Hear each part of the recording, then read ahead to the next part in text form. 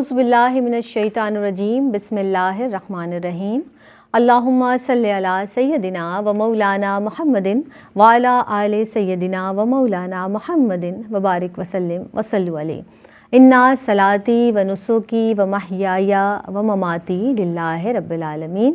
السلام علیکم ورحمۃ اللہ وبرکاتہ۔ میری پہچان کی ایک نئی ایپیسوڈ کے ساتھ آپ کی میزبان سیدہ زینب حاضر خدمت ہیں۔ جناب، ہم جس طرح گفتگو کرتے ہیں اور اپنے بڑوں سے ہم نے سیکھا کہ جب بھی کوئی بات کی جائے تو جب ہمیں کوئی بڑا ہمیں کوئی نصیحت کرتا ہے تو ہمارا دل چاہتا ہے اور ہمارا فرض ہے کہ اس نصیحت کو اپنے اندر جذب کیا جائے اور پھر اپنے عمل سے اس کو ظاہر کیا جائے۔ اللہ رب العزت نبی کریم صلی اللہ علیہ وآلہ وسلم سے مخاطب ہے قرآن مجید فرقان حمید میں۔ اللہ تعالیٰ فرماتا ہے، اے نبی آپ انہیں نصیحت کیجئے کہ آپ کا منصب ہے کہ آپ نصیحت فرمائیے۔ اب اس طرح سے جس طرح سے اللہ کے رسول صلی اللہ علیہ وسلم نے بھی ارشاد فرمایا کہ دین نصیحت اور خیر خواہی ہے، یعنی پورا دین نصیحت اور خیر خواہی کے ساتھ موجود ہے۔ اب جس طرح سے ہم بات کرتے ہیں کہ ہر شخص کو جناب دنیا میں نصیحت کی ضرورت ہوتی ہے اور کوئی شخص ایسا نہیں کہ جس کو نصیحت کی ضرورت نہیں۔ اب جب ہم بات کرتے ہیں نصیحت کی تو ہمارے اندر ہم جس کو نصیحت کرتے ہیں خیر خواہی بھی ہے، بھلائی بھی ہے، اور اس نصیحت میں اس شخص کے لیے کلی طور پر پورا مکمل اخلاص شامل ہوتا ہے۔ جب بھی ایک اصول ہے کہ جب نصیحت کی جائے تو ہمارا جو بولنے والے کا مخاطب ہے وہ خود بھی ہونا چاہیے، یعنی نصیحت اپنے عمل سے اسٹارٹ کی جائے، یعنی اپنے آپ سے اپنی ذات سے شروع کی جائے، اور نصیحت تو ہے ہی عمل، یعنی عمل سے ظاہر ہونا ہے۔ اب ہم بہت خوبصورت باتیں کر رہے ہیں، بہت خوبصورت واعظ و بیان کر رہے ہیں، بہت اچھے انداز سے آپ کے سامنے کوئی چیز پیش کی جا رہی ہے، اگر وہ عمل سے خالی ہے تو ظاہر ہے وہ پھر خالی صرف لفظ رہ جائیں گے، اس میں عمل نہیں ہوگا۔ اس سے کیا ہوگا کہ ہم بہت اچھے خوش گفتار اور خوش کلام واعظ تو پیدا کر سکتے ہیں، بہت اچھے خطیب پیدا کر سکتے ہیں، بہت اچھے داد دینے والے پیدا ہو سکتے ہیں کہ واہ بھائی کیا بات کہی اور بہت خوبصورت بات ہے، کیا انداز ہے، کیا لفظ ہیں، لیکن وہ چیز عمل سے ہمیں دور کرتی چلی جاتی ہے۔ اب جس طرح سے ہم بات کرتے ہیں کہ ادائیگی کی یا بیان کی، تو نصیحت ہمیں کس طرح کرنی ہے، کیا انداز ہونا چاہیے، کس کو نصیحت کریں، کس انداز سے کریں، یہ ساری چیزیں انشاءاللہ تعالیٰ آج کے اس پروگرام میں ڈسکس کی جائیں گی۔ یعنی آداب کیا ہیں نصیحت کے، نصیحت کی ضرورت اور اہمیت آج کا ہمارا عنوان ہے، اور یہ عنوان لے کر آپ کی خدمت میں ہم حاضر ہوئے ہیں۔ جناب، ہم آج اس بات کو ضرور فوکس کریں گے کہ نصیحت سے ہمیں کیسے فائدہ حاصل کرنا ہے، کیسے ہم فائدہ اٹھا سکتے ہیں۔ مہمان شخصیات ہمارے ساتھ موجود ہیں، اور ایسی شخصیت واقعی جن کی باتیں ایک نصیحت کے ساتھ ساتھ ایک عمل کی صورت بھی ہیں۔ مجھے ہمیشہ ان کی باتوں سے بہت اچھا بھی معلوم ہوتا ہے اور ایک الگ سی جو ہے کیفیت پیدا ہو جاتی ہے۔ ہمارے ساتھ سعدیہ انصاری صاحبہ موجود ہیں، سلام پیش کرتے ہیں۔ السلام علیکم ورحمۃ اللہ وبرکاتہ۔ کیسی ہیں آپ پاپا؟ الحمدللہ۔ اور ان کے ساتھ جو ایک شخصیت، ان کا جو داغانہ انداز ہے، نوجوان نسل کی نمائندہ ہیں، تو ان کی بھی باتوں میں یوں بھی اثر ہے کہ نوجوان بچیاں انہیں بہت ذوق و شوق سے دیکھتی ہیں، تو ایک الگ تاثر پیدا ہوتا ہے ان کی گفتگو میں۔ زرمینہ ناصر صاحبہ ہمارے ساتھ موجود ہیں، ویلکم کرتے ہیں۔ السلام علیکم ورحمۃ اللہ وبرکاتہ۔ مزاج بخیر ہیں جناب؟ آپ دونوں کو خوش آمدید کہتے ہیں میری پہچان میں، اور وقت بالکل ضائع کیے بغیر ابتدا کر لیتے ہیں۔ سوال میرے پاس موجود ہیں۔ سعدیہ انصاری صاحبہ، یہ سب سے پہلے ارشاد فرما دیجئے کہ نصیحت کی ضرورت اور اہمیت، اس پر آپ روشنی ڈال دیجئے۔ اعوذ باللہ من الشیطان الرجیم، بسم اللہ الرحمن الرحیم، والصلاۃ والسلام علی سید الانبیاء والمرسلین۔ نصیحت کی اہمیت جو ہے قرآن مجید فرقان حمید میں بیان فرمائی گئی ہے، نیکی کو پھیلانا، برائیوں سے روکنا، اور اس میں ہمیں سورہ آل عمران کے اندر نظر آتا ہے کہ ہمیں اللہ تبارک و تعالیٰ نے خیر امت فرمایا ہے سورہ آل عمران میں کہ تم بہترین امت ہو جو لوگوں کو نیکی کا حکم دے اور برائیوں سے روکے۔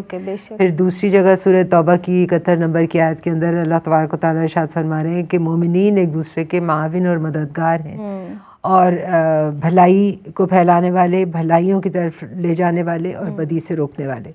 اسی طرح تعاونوا بالبر علی التقوی، سورہ مائدہ کے اندر تعاون علی البر والتقوی میں بھی یہی پیغام ہے کہ ہم جو ہے ایک دوسرے کے معاون ہیں اور مددگار ہیں کہ ہم نیکی اور تقوی پر دوسرے کو تعاون کریں ایک دوسرے کے ساتھ. یہ خصائل حمیدہ میں سے ہے نصیحت کرنا جو ہے، اور کسی کو اچھائی کے راستے کی طرف ظاہر ہے ہم لے کر آ رہے ہیں یا برائی کے راستے سے روک رہے ہیں.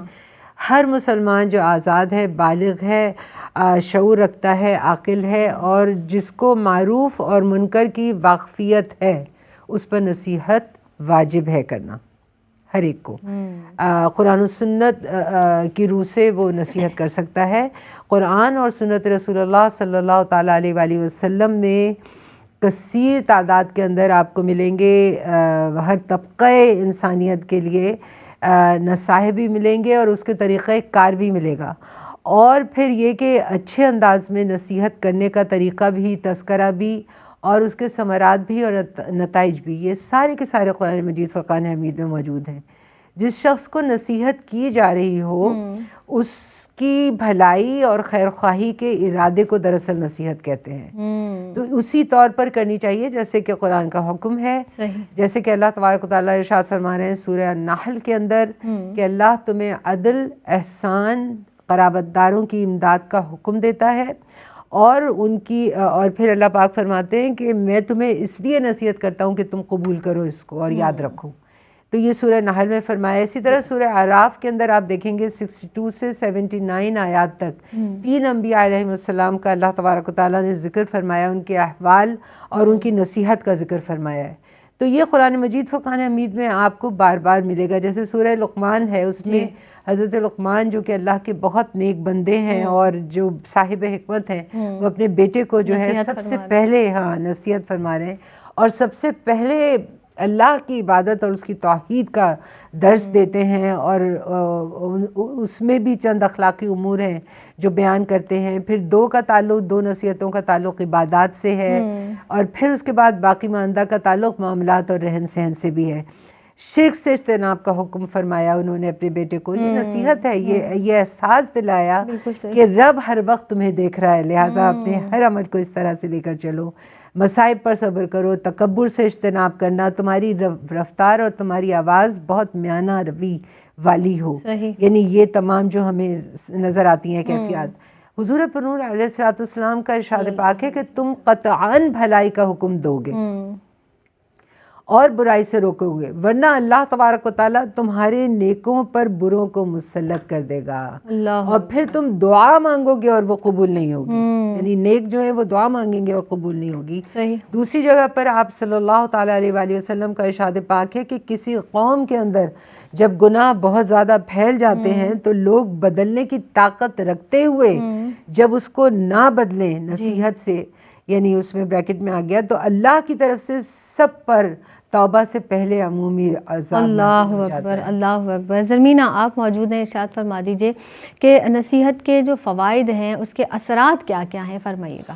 شکریہ زینب. بسم اللہ الرحمن الرحیم. نصیحت بہت ہی خوبصورت موضوع ہے اور ہم سب کے لیے سیکھنے کا ایک خوبصورت مرحلہ بھی ہے. انسان کو زندگی میں مختلف مصائب کا بھی سامنا کرنا پڑتا ہے، اپس اینڈ ڈاؤن زندگی کا حصہ ہوتے ہیں. ایسے میں اگر بڑے اپنے چھوٹوں کو اچھی نصیحت دیں گے، اچھا مشورہ، تو ان کی دنیا اور آخرت سنور سکتی ہے. نصیحت ہمارے لیے بہت آشنا سا لفظ ہے، قرآن و حدیث کے ذریعے ہم تک پہنچ رہی ہے، جو ہمارے لیے یقیناً رہنمائی ہی رہنمائی ہے. اس کے بے حد فوائد ہیں. اگر ہم اس کو پازیٹیولی اپنی زندگی میں شامل کریں تو اس کے بڑے اچھے اثرات دیکھنے کو ہمیں ملتے ہیں. اس کے بے حد فوائد ہیں. نصیحت اہل ایمان کی صفت ہے اور مومنین کے فضائل میں سے ہے، اور اللہ رب العزت بھی اس کو بے حد پسند کرتا ہے کیونکہ یہ انسانیت کے لیے، مومنین کے لیے، مسلمانوں کے لیے نفع بخشی کا سامان کرتی ہے. اب اس کے فوائد کی جانب جایا جائے تو ہم جانتے ہیں انسان یا تو خود تجربہ کرتا ہے یا پھر دوسروں کے تجربات سے، ایکسپیرینسز سے فائدہ اٹھاتا ہے. اور جب وہ دوسروں کے تجربات سے فائدہ حاصل کرتا ہے تو اس کا اپنا ٹائم ویسٹ ہونے سے بچ جاتا ہے، اور چونکہ وہ نالج گین کر رہا ہے، اپنے بزرگوں کی بات پر عمل کرنے کی کوشش کر رہا ہے، اور اس کے بزرگوں کی زندگی کا نچوڑ ہوتی ہیں وہ باتیں. جب وہ ان تجربات سے فائدہ اٹھاتا ہے، اس نالج پر، اس انفارمیشن پر، اس نصیحت پر، اس اچھے مشورے پر عمل کرنے کی کوشش کرتا ہے، تو یہ راستے اس کی زندگی کے آسان ہوتے چلے جاتے ہیں، اس کی زندگی میں ظاہری اور باطنی بھلائیاں اس کو عطا ہوتی چلی جاتی ہیں. پھر آپ نصیحت کے مزید فوائد کے حوالے سے بات کریں تو چونکہ معاشرے میں انسان انسان کو بہت سارے پرابلمس کو فیس کرنا پڑتا ہے. جب انسان کسی بھی نصیحت پر عمل کرتا ہے تو وہ اس کے لیے خیر خواہی کا باعث بنتی ہے اور پھر یقیناً معاشرے کے اندر وہ خیر خواہی کو پھیلاتا ہے. اور حدیث مبارکہ کا مفہوم بھی یہی ہے کہ جب ایک انسان خیر خواہی کو پھیلاتا ہے یا کسی کو اچھا مشورہ دیتا ہے تو اس کو بھی اتنا ہی ثواب ملتا ہے جتنا خیر خواہی کی بات کرنے والے کو ثواب ملتا ہے. اور ہم سب جانتے ہیں سورہ عصر کی آیات کا مفہوم یہ ہے کہ انسان خسارے میں ہے. بے شک انسان خسارے میں سوائے ان لوگوں کے جو ایمان لائے, جنہوں نے عمل نیک کی, عمل صالحہ کیے اور حق بات کی, تاکید کی اور صبر کی تلقین کی. اب دیکھیں راہ حق میں انسان کو کس قدر مشکلات کا سامنا کرنا پڑتا ہے, بہت ساری پرابلمز بھی آتی ہیں. ایسے میں صبر کی تاکید کرنا اور صبر کرنا اور ایسی نصیحت کو پھیلانا ہمارے لیے باعث خیر خواہی ہے. اور حدیث مبارکہ کا مفہوم ہے کہ جب ایک انسان کسی کے لیے خیر خواہی سوچتا ہے, اچھی نصیحت اس کو کرتا ہے, تو اس کے لیے بلوں کے اندر چیونٹیاں اور جو سمندر کے اندر موجود مچھلیاں وہ اس کے لیے دعا استغفار کرتی ہیں. تو نصیحت کتنا پیارا عمل ہے اور اس کے یہ باعث خیر ہے, باعث بھلائی ہے.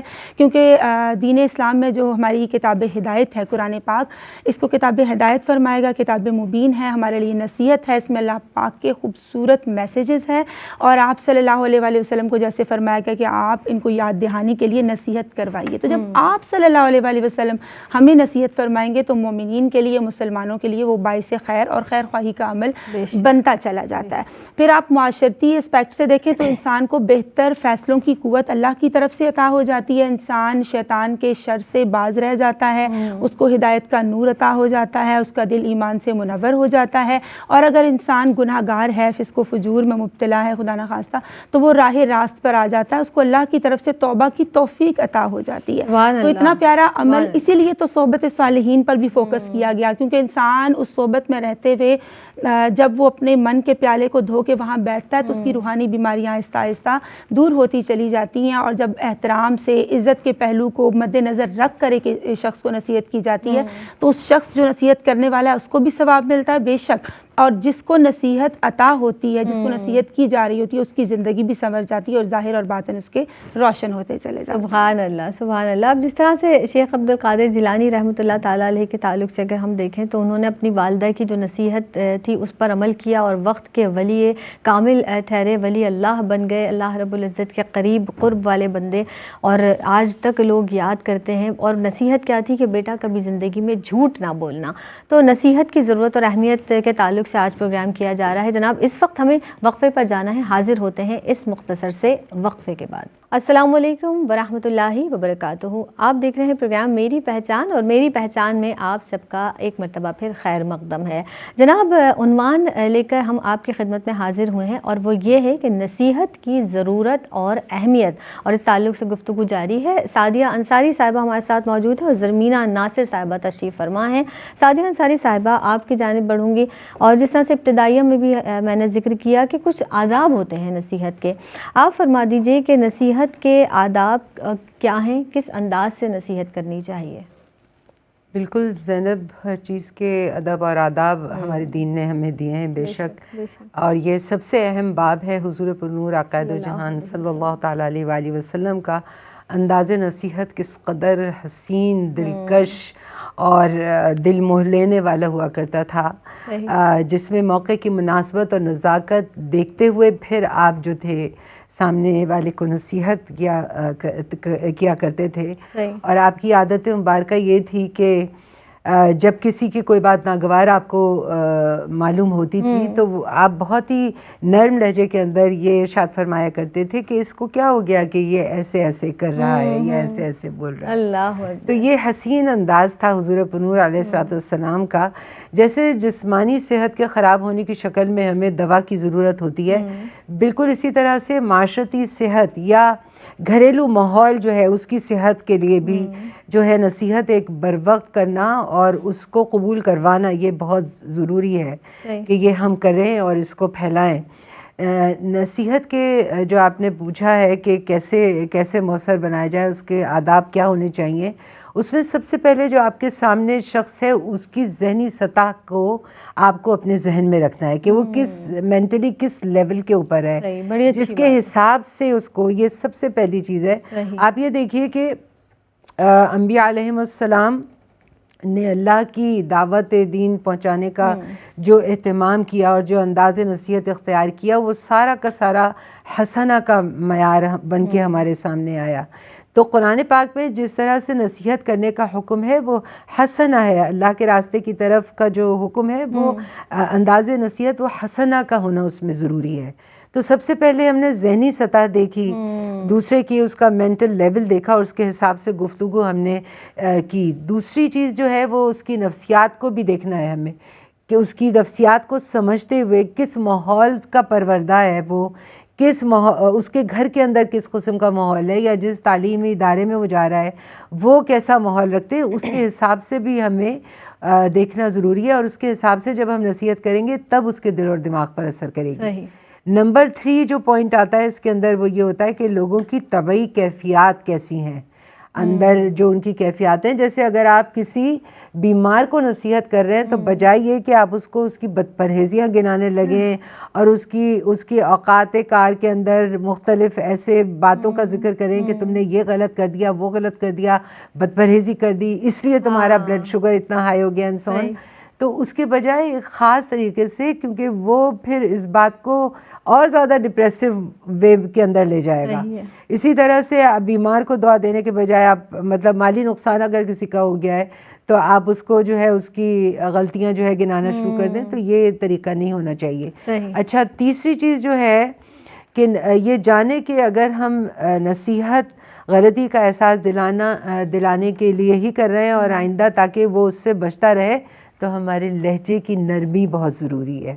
بہت اہم بات ہے کہ ہمارا لہجہ بہت زیادہ نرم ہو، اس کو لگے کہ ہم اس سے محبت کے سبب یا اس سے دوستی کے سبب یا اس کی بہتری اور بھلائی کے سبب سے ہم یہ بات کر رہے ہیں۔ اس کے بعد جو اور یہ حضور پرنور علیہ السلام کا بھی ارشاد پاک ہے کہ جو نرمی سے محروم ہوا وہ ہر خیر سے محروم ہوا۔ تو لہجے کی اور الفاظ کی چناؤ اور نرمی جو ہے وہ بہت ضروری ہے۔ پھر موقع محل کا چناؤ، موقع محل کی جگہ کا خیال رکھنا بہت ضروری ہے۔ آپ ہر جگہ ہر ایک کو نصیحت نہیں کر سکتے، تنہائی میں نصیحت کرنی ہے، لوگوں میں نصیحت نہ کریں۔ اور ام درداء رضی اللہ تعالیٰ عنہ روایت کرتی ہیں کہ جس نے بھائی کو لوگوں میں نصیحت کی اس نے گویا اس کو ذلیل کیا، اور جس نے تنہائی میں نصیحت کی اس نے گویا اس کو مزین کیا۔ تو یہ تمام آداب ہیں جو ہمیں ملحوظ خاطر رکھتے ہوئے پھر نصیحت کرنی چاہیے۔ یعنی ایسے الفاظ کا استعمال نہ کریں کہ کسی کی دل آزاری ہو، بہت سختی کے ساتھ بات نہ کی جائے اور نرمی کے ساتھ، جیسا کہ آپا نے بھی ارشاد فرمایا۔ اور ایک بات اور بھی ہے کہ ہر شخص میں ہر بات کو جذب کرنے کی صلاحیت نہیں ہوتی، تو ایسی بات کیجیے سامنے والے سے کہ جس کا ہمیں پتہ ہو کہ وہ اس بات کو اچھے طریقے سے بہتر انداز سے جذب کر سکتا ہو۔ جی زرمینہ، آپ بھی موجود ہیں، میں چاہوں گی آپ کی موجودگی کا بھی بھرپور فائدہ اٹھایا جائے۔ تو نصیحت کس کس کو کی جائے، اور خاص طور پر اولاد کی نصیحت کے تعلق سے، کیونکہ ہم اولاد کی ظاہر بہتری اور چاہتے ہیں، ہر والدین اولاد کی بہتری چاہتا ہے، اولاد کی نصیحت کی جو اہمیت ہے اس تعلق سے کیا فرمائیں گے آپ؟ جی زینب، بہت عمدہ سوال کیا آپ نے۔ قرآن پاک میں ہم جانتے ہیں کہ امت مسلمہ کو امت وسط اور بہترین امت کہہ کر مخاطب فرمایا گیا، کیونکہ یہ نیکی کا حکم دیتی ہے اور برائی سے روکتی ہے۔ یعنی اچھی نصیحت، اچھے مشورے معاشرے کے اندر جب پھیلتے چلے جاتے ہیں تو پازیٹیوٹی معاشرے کا حصہ بنتی چلی جاتی ہے۔ اب ہر انسان کا فرض ہے، جو باشعور ہو، جو عاقل ہو، جو بالغ ہو، جو نالج رکھتا ہو، قرآن و سنت کا اس کو مکمل نالج ہو، تو وہ کسی کو نصیحت کر سکتا ہے، کیونکہ نصیحت کرنا بہت زیادہ ضروری ہے۔ دین اسلام میں ہم جب اسٹڈی کرتے ہیں تو یہ بات ہمیں معلوم ہوتی ہے اور ہم تک پہنچتی ہے۔ جب بنی اسرائیل کے حوالے سے ہم اسٹڈی کرتے ہیں تو ذکر ملتا ہے کہ وہاں کے کچھ لوگ ایسے تھے جو فسق و فجور میں اور گناہوں میں مبتلا تھے، اور جب لوگ ان کو روکنے کی کوشش کرتے تھے اور وہ منع نہیں ہوتے تھے، لوگ پھر بھی ان کے ساتھ اٹھنا بیٹھنا، کھانا پینا اور ملنا جلنے کا جو عمل ہے وہ برقرار رکھتے تھے۔ تو اللہ کی ناراضگی ان پر آئی، تو جو برے لوگوں کے قلوب ہیں، بالکل اسی طرح کے جو پرہیزگاروں کے قلوب ہیں، ان پہ بھی برائی غالب آ گئی۔ تو یہ اللہ کی ناراضگی کا ذکر آقا علیہ الصلوۃ والسلام نے بارہا فرمایا تاکہ ہم نصیحت کے عمل کو اپنی زندگی کا حصہ بنائے رکھیں۔ اب آپ نے پوچھا کہ اس کی ابتدا کیسے کی جائے یا کہاں کہاں کس کس کو نصیحت کی جا سکتی ہے. اس کو سٹارٹ ہم اپنے گھر سے کریں گے, اپنی فیملی سے کریں گے, اپنے رشتہ داروں سے کریں گے. ایز وی نو بڑے جو ہیں وہ چھوٹوں کو نصیحت کر سکتے ہیں, ان کو سمجھا سکتے ہیں, ان کو گائیڈ لائن دے سکتے ہیں. پھر حکمران ہے, اگر وہ دیکھ رہے ہیں کہ معاشرے کے اندر برائی اور گناہ پھیل رہے ہیں تو ان کا یہ اہم فریضہ ہے کہ وہ لوگوں کو روکنے کی کوشش کریں. اور پھر جو علماء مشائخ ہیں وہ اپنے خطبات کے ذریعے, جمعے کے خطبے کے ذریعے, اپنی سپیچز کے ذریعے, اپنے بیانات کے ذریعے لوگوں کے دلوں کو موٹیویٹ کریں, ان کو چینج کرنے کی کوشش کریں, ان میں اچھائی داخل کرنے کی, ان کی اصلاح کرنے کی بھرپور کوشش اس طرح سے کی جا سکتی ہے. اور ایسا کیا جانا بہت زیادہ ضروری ہے. جیسے ابھی حدیث کے مفہوم کا ذکر بھی ہوا کہ جب وہ قوت رکھتے ہوئے بھی حکمران اس برائی کو چینج کرنے کی اور معاشرے کی اصلاح کرنے کی کوشش نہیں کرتے تو توبہ سے پہلے اللہ کا عذاب غالب آ جاتا ہے. اور پھر دیکھیں معاشرہ انتشار کا شکار ہو جاتا ہے, انسان کا وقت, انسان کا سکون, انسان کی صحت برباد ہو جاتی ہے, بے برکتیاں معاشرے کا حصہ بنتی چلی جاتی ہیں اور معاشرے میں خیر اور بھلائی کے کام کم ہوتے چلے جاتے ہیں اور نیگیٹیوٹی معاشرے کا حصہ بنتی چلی جاتی ہے. اب ہم یہ بھی جانتے ہیں چونکہ بینگ اے مسلم ہماری یہ ذمہ داری ہے, اگر کہیں برائی ہو رہی ہے تو ہم اس کو ہاتھ اور زبان سے روکنے کی کوشش کریں, نہیں تو کم از کم دل میں ضرور اس کو برا جانیں. پھر حکمرانوں کی جو ذمہ داری ہے وہ اس حوالے سے بھی بہت بڑھ جاتی ہے کیونکہ ان کی رسائی عوام الناس تک زیادہ بہتر طور سے ہو سکتی ہے. اور جو علماء مشائخ ہیں ان کی بات میں اللہ رب العزت نے تاثیر رکھی ہے, اس لیے وہ معاشرے کو چینج کرنے کی کوشش کر سکتے ہیں. سو یہ ہماری ایٹ موسٹ ڈیوٹی ہے کہ معاشرے کے اندر, ماحول کے اندر, ایٹماسفیئر کے اندر جہاں ہماری بات کا مان رکھا جاتا ہے, جہاں ہماری بات سنی جاتی ہے, وہاں ہم اچھائی اور بھلائی کی دعوت ضرور دیں کیونکہ قرآن پاک کی روشنی میں یہی لوگ فلاح پانے والے ہیں جو لوگوں کو نیکی کی سمت بلاتے ہیں اور برائیوں سے روکتے ہیں. اب آتے ہیں آپ کے سوال کے دوسرے حصے کی جانب. بے شک پیرنٹس کی جو نصیحت ہے اپنے بچوں کے لیے وہ ان کے لیے سرمایہ حیات ہے, کیونکہ جو پیرنٹس ہیں وہ اپنے بچوں کے لیے شجر سایہ دار کی حیثیت رکھتے ہیں. وہ ان کو سکھاتے ہیں, اپنے بچوں کو سمجھاتے ہیں, ان کو ان کی زندگی کی ہر فیلڈ کے اندر ان کو موٹیویٹ کرتے ہیں اور جہاں ان کو کریکشن کی ضرورت ہو ان کی اصلاح بھی کرتے ہیں. پھر اساتذہ کے بھی ہم تھوڑا سا ذکر کر لیتے ہیں کہ جب اساتذہ اپنے اسٹوڈنٹس کو پڑھا رہے ہوتے ہیں تو وہ صرف نالج اور انفارمیشن نہیں دے رہے ہوتے بلکہ ان کی ایک مکمل تربیت بھی کر رہے ہوتے ہیں. پھر یہاں میں ضرور بات کرنا چاہوں گی کہ اگر چھوٹے عمر میں چھوٹے اپنے بڑوں کی اصلاح کرنا چاہتے ہیں تو ان کو چاہیے کہ وہ سب سے پہلے خود باعمل ہو, باکردار ہو, باشعور ہو, ان کو مکمل نالج ہو اور اخلاص سے نیت کے ساتھ اللہ کی رضا اور خوشنودی کو مد نظر رکھتے ہوئے جب وہ اپنے بڑوں کی اصلاح کرنے کی کوشش کریں گے تو یقیناً یہ خوبصورت عمل پایا تکمیل کو پہنچے گا. اور والد جو سب سے عمدہ چیز اپنے بچوں کو دے سکتا ہے وہ اس کی تربیت ہے. اور ایز وی نو جو ماں کی گود ہے وہ بچے کی پہلی درس گاہ ہوتی ہے, تو والدین کا خود باعمل ہونا بھی بہت زیادہ ضروری ہے تاکہ بچے ان کی نصیحت کو سنیں. پھر بچے کی نفسیات کے اکارڈنگ, اور جیسے کہا گیا کہ تنہائی میں اس کو نصیحت کرنا بہت ضروری ہے. حضرت ابو داؤد سے روایت ہے, مروی ہے کہ آپ نے فرمایا کہ اگر کسی کو محفل کے اندر نصیحت کی گئی تو گویا اس کی شخصیت کو بگاڑ دیا گیا, لیکن اگر تنہائی میں نصیحت کی گئی تو گویا اس کو سنوار دیا گیا. اور حضرت ابوبکر صدیق رضی اللہ تعالیٰ عنہ نے امیر لشکر کو فرمایا تھا کہ ہمیشہ مختصر نصیحت کرو کیونکہ وہ بڑی جامع بھی ہوتی ہے, وہ انسان کو الفاظ یاد بھی رہ جاتے ہیں اور اثر بھی ہوتی ہے. بے شک ایسا ہی, اور فیض بھی حاصل ہوتا ہے. تو جیسے میں نے بات کی کہ والدین کا باعمل ہونا پہلے بہت زیادہ ضروری ہے اور ان کا مکمل نالج ہونا, کیونکہ حضرت لقمان کے حوالے سے بڑی خوبصورت گفتگو ہوئی. آپ کو اللہ رب العزت نے علم و حکمت سے نوازا تھا. ایک مرتبہ جب آپ کو حکم دیا گیا کہ آپ بکری کو ذبح کریں اور اس کے 2 اچھے حصے نکال کے لائیں تو آپ نے زبان اور دل نکال کر لائے, اور جب برے حصے لانے کی جانب اشارہ کیا کہ تب بھی زبان اور دل لے کر آئے کہ اگر یہ اچھے ہوں گے تو ماحول اچھا ہوگا, اچھائیاں پھیلیں گی, اور یہ دونوں برے ہوں گے تو پھر برائیاں ہی پھیلیں گی. اور جس طرح سے آپ بات کر رہی تھی زرمینہ کہ ظاہر ہے والدین بہترین خیر خواہ ہوتے ہیں اپنی اولاد کے, اور جو مشورہ یا جو نصیحت اپنی اولاد کو والدین دیتے ہیں, کیونکہ کسی بھی منصب پر, کسی بھی مرتبے پر, اور والدین سب سے زیادہ خوش ہونے والی جو شخصیت ہوتی ہیں اولاد کی ترقی کے حوالے سے وہ والدین ہی ہوا کرتے ہیں. جناب اس وقت مجھے جانا ہے ایک وقفے پر, حاضر ہوتے ہیں اس مختصر سے وقفے کے بعد. السلام علیکم ورحمۃ اللہ وبرکاتہ. میری پہچان میں ایک مرتبہ پھر آپ سب کو خوش آمدید کہتے ہیں. آج جو جناب عنوان لے کر آپ کی خدمت میں حاضر ہوئے ہیں وہ ہے نصیحت کی ضرورت اور اہمیت, اور اس پر بہت خوبصورت گفتگو کے لیے جو مہمان شخصیات آج کے پینل میں ہمارے اسٹوڈیو میں تشریف رکھتی ہیں، محترمہ سعدیہ انصاری صاحبہ اور محترمہ زرمینہ ناصر صاحبہ۔ نصیحت کے تعلق سے اس کی اہمیت، پھر اس کے فوائد پر بھی بات کی، ہم نے بات کی کہ کس طرح کے آداب ہیں، کس طرح کی جائے نصیحت، تنہائی میں کی جائے، اچھے الفاظ سے کی جائے، اور والدین کے تعلق سے بھی ہم نے جناب بات کی کہ بہترین خیر خواہ ہمارے والدین ہوتے ہیں، تو جو وہ نصیحت کریں گے ہماری بھلائی کے لیے۔ سعدیہ انصاری صاحبہ، اب نصیحت کے تعلق سے اگر بات کی جائے تو دور جدید میں نصیحت کی بہت زیادہ اہمیت ہے، بلکہ اگر یہ کہا جائے تو غلط نہیں ہوگا کہ ایک پروفیشنل کی صورت اختیار کر گیا ہے یہ جو شعبہ ہے۔ اب آپ اس کے جو فائدے ہیں، جو بہت زیادہ فائدے بھی اس کے سامنے آئے ہیں، میں چاہوں گی کہ اس تعلق سے آپ کلام کیجئے، کیا فرمائیں گی؟ بالکل ایسے ہی ہے کہ آج کل کے دور میں ماڈرن ایج ہے یہ، اس کے اندر اس حوالے سے بڑے بڑے مفکرین کی کتابیں ہیں جو سامنے آئی ہیں اور بہت زیادہ سبق آموز رہی ہیں دنیا کے لیے، جس کے اندر ایک کامیاب زندگی گزارنے کے لیے نصیحتیں کی گئی ہیں، جیسے ڈیل کارنیگی ہیں، ٹونی رابن ہیں، اسٹیفن آکوئے ہیں۔ فی زمانہ جو آپ بات کر رہی ہیں کہ آج کل جو موٹیویشنل اسپیکرز ہیں، آج کل جو ہم دیکھتے ہیں سوشل میڈیا کے اوپر، انٹرنیٹ کے اوپر، در حقیقت اس نے نصیحت ہی کی شکل اختیار کر لی ہے۔ عظیم الشان مطلب ایک کیفیت مجھے نظر آتی ہے کہ جہاں جو لوگ بہت ہی سست روا ہوتے ہیں یا بہت ہی زیادہ بے مقصد زندگی گزار رہے ہوتے ہیں، وہ اگر کبھی اس طرح کی وہ چیزیں دیکھتے ہیں، ان کے اندر شوق پیدا ہوتا ہے، پھر وہ اور اس کی کڑیاں ملاتے ہیں اور دیکھتے رہتے ہیں، انرجی بھی پیدا ہوتی ہے۔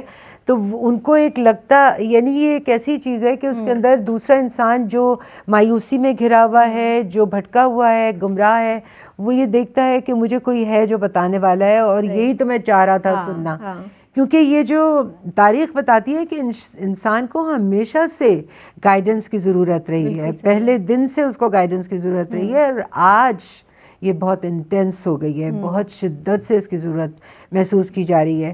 جس طرح سے جسمانی صحت خراب ہونے کی میں نے بتایا بھی کہ اس کے لیے دوا کی ضرورت ہوتی ہے، اسی طرح انسانوں کو بھی ایک اسی طرح کی دوا کی، یہ ایک میڈیسن کے طور پر بھی کام کرتی ہے، اور اس کو کرنا ضروری ہے۔ یہ ایک ایسا ٹول ہے نصیحت کرنا کہ جس سے انسان اپنے مقصد زندگی کو پا سکتا ہے۔ آج آپ دیکھیں گی زینب کہ زیادہ تر لوگ جو ہیں وہ ایک بے مقصد زندگی گزار رہے ہیں۔ ہمیں خاص طور پہ ہم مسلمان جو ہیں، ہمیں ایک خاص مقصد دے کے اللہ تبارک و تعالیٰ نے اس دنیا میں بھیجا، جو سرکار دو عالم صلی اللہ تعالیٰ علیہ وآلہ وسلم نے اپنی سیرت طیبہ سے کہ ایک ایک موتی اور ایک ایک عمل سے ہمیں جو ہے وہ سکھایا ہے، یہ تو موتی پرو دیے ہیں۔ تو آج کے دور کے اندر جو ہے ہم دیکھتے ہیں کہ مقصد کو ہم بھول گئے ہیں، نفسہ نفسی کا دور ہے۔ انسان کی بھی شخصیت بڑی کمپلیکسڈ ہے، بیسیکلی بنائی ہے اللہ نے۔ کیوں بنائی ہے؟ ایکسپلور کرنے کے لیے بنائی ہے نا، اور ٹینڈنسی ٹو ایکسپلور بھی دے دی اللہ نے کہ ہم اپنے آپ کو ایکسپلور کریں کہ ہمیں اللہ نے کیسی کیسی قابلیتیں، کیسی کیسی صلاحیتیں دی ہیں۔ اب جیسے ایک سمپل سی چیز ہے کہ انسان کی شخصیت کے 5 شعبے ہیں، ایک اسپریچول ہے، روحانی، ایک مورل ہے، اخلاقی، ایک انٹلیکچوئل ہے، ذہنی، ایک فزیکل ہے، ایک ایستھیٹک ہے۔ تو یہ 5 شعبے جو زندگی کے ہیں، ان کو 5 کو ہمیں سنوارنا ہے، اور اس کی بیس ہماری جو کہاں سے شروع کریں؟ تو اگر آپ روح سے شروع کریں گے اپنی، تب کہیں جا کر آپ کی وہ جو شخصیت ہے نا وہ پھر پھلتی پھولتی ہے اور اس میں پھل نظر آتے ہیں۔ تو اگر حقیقتاً ہم اپنی زندگی چاہتے ہیں کہ کامیاب ہو، تو ہمیں اپنا مقصد حیات سمجھنا ہوگا۔ میری پہچان جو ہمارے پروگرام کا نام ہے، ہمیں اپنی پہچان پہلے کرنی ہے تاکہ ہم آگے چلنے کا اور اپنی منزل مقصود تک پہنچ سکیں۔ تب ہم ایک بیلنسڈ شخصیت کے ساتھ اس معاشرے کے اندر زندگی گزار سکتے ہیں۔ تو اس کے لیے بہترین سورس جو ہے وہ قرآن و سنت ہے۔ جیسے کہ قرآن کہتا ہے جھوٹ نہ بولو، اب اس کے کس طرح سے وہ نبی مکرم صلی اللہ تعالیٰ علیہ وآلہ وسلم نے اس کو کس طرح سے بیان فرمایا کہ اس کے بولنے کے کتنے برے اثرات ہیں۔ اب آپ غیر ممالک کے اندر دیکھیے، مغربی ممالک کے اندر honesty is the best policy, اور ہم جو ایک اسلامی معاشرے کا حصہ ہیں، ہمارے لیے آنیسٹی کسی چیز کے اندر نہیں ہے، ہم آنیسٹی کو بالکل بھول چکے ہیں۔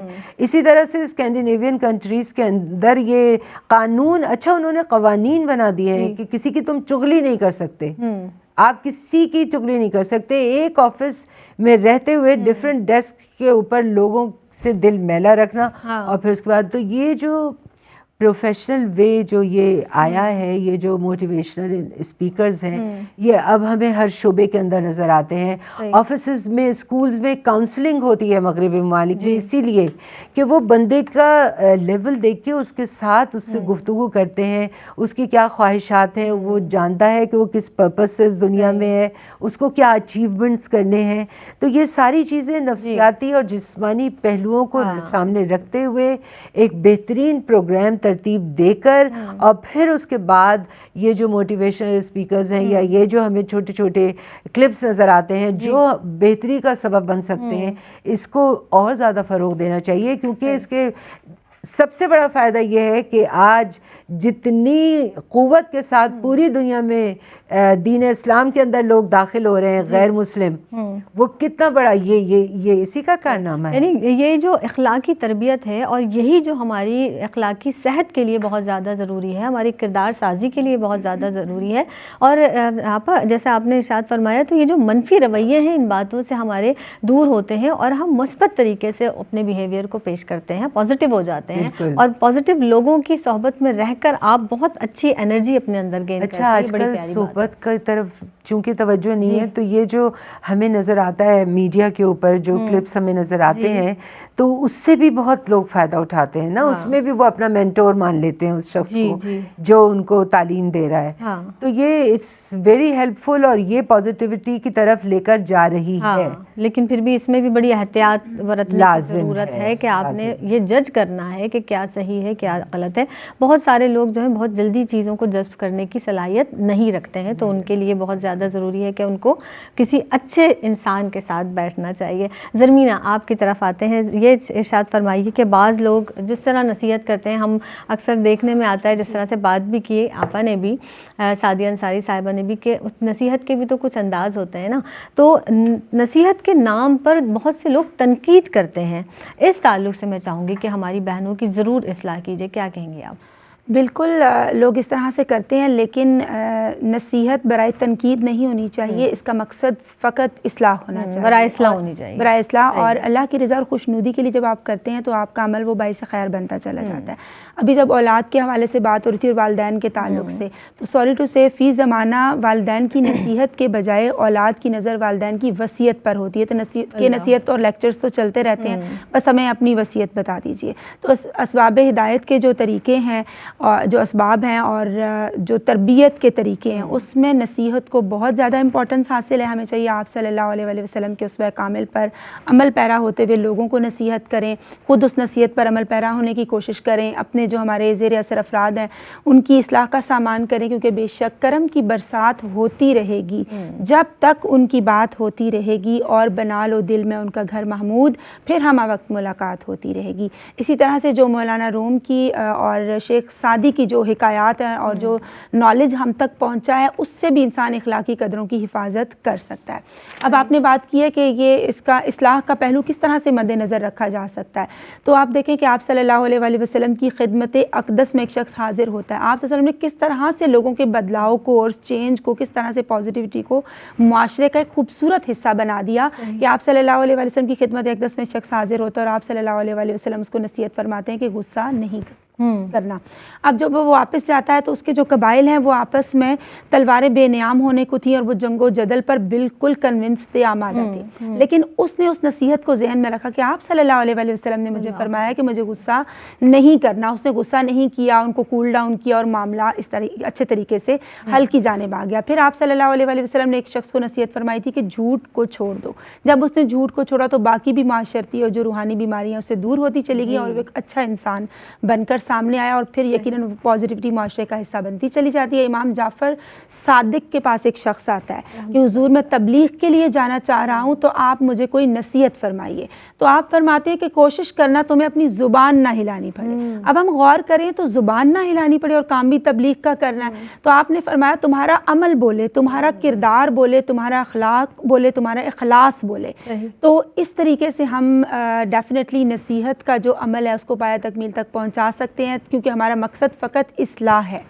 اور پھر ایک اور بڑا خوبصورت واقعہ ہے حسنین کریمین رضی اللہ تعالیٰ عنہ کے حوالے سے، کیونکہ آپ صلی اللہ علیہ وسلم کا جو براہ راست فیض ہے، جو تربیت ہے، وہ آپ کو ملی کہ ایک شخص ان کے سامنے وضو فرما رہے ہوتے ہیں اور اس میں ان کی ادائیگی درست نہیں ہوتی، غلطیاں ہوتی ہیں، تو آپ دونوں شہزادے ان سے فرماتے ہیں کہ آپ حضور ہم دونوں وضو کرتے ہیں تو آپ ہماری اصلاح فرمائیے گا، صرف ان کو سکھانے کی خاطر کہ اصلاح کے نقطۂ نظر سے. تو جب وہ وضو کرتے ہیں اور ان حضرت کو بھی اندازہ ہو جاتا ہے کہ یہ میری غلطی تھی اور اپنی غلطی کو درست کر لیتے ہیں، تو اس طرح سے اصلاح کا کتنا خوبصورت پہلو ہمارے سامنے آ رہا ہے، ہمیں دیکھنے کو مل رہا ہے. پھر امام ابو حنیفہ کی کسی شخص نے برائیاں کی، غیبت کی، تو آپ نے اس کو تحائف بھجوائے، باقاعدہ اصلاحی پرسپیکٹو کی جانب نظر کریں، آپ نے اس کو تحائف بھجوائے کیونکہ تمہاری نیکیاں میرے نامہ اعمال میں آ گئی ہیں، اس لیے میں نے تم کو یہ تحائف بھیج دیے. تو اصلاح کا جو پہلو اس کو مد نظر رکھنا بہت ضروری ہے. بہت ہی پیارا انداز، اور جس طرح سے ہم پڑھ رہے ہیں اور بار بار ہم